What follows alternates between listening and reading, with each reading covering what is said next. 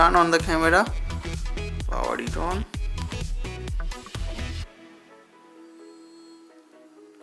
Connect it. Now recording using this microphone. Hello 1 2 3 4 5 6. Now this is the external microphone. I'm testing with this HJ7500. So hope you guys get a good quality audio from this external mic. Not sure how good it is. Okay, I don't know it is recording some audio or not. Let's play it.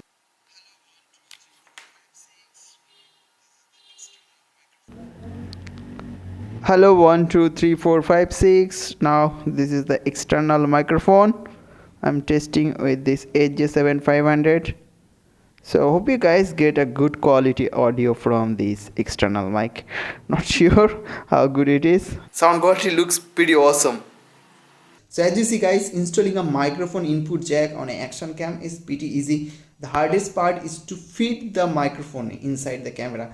It's pretty hard. So you need a tiny microphone input jack. Else this thing is pretty easy. So you can do this on your action cam, even in a point and shoot cam. Also microphone jack can be installed a point and shoot camera like this Sony RX100 Mark V. You can install it if possible.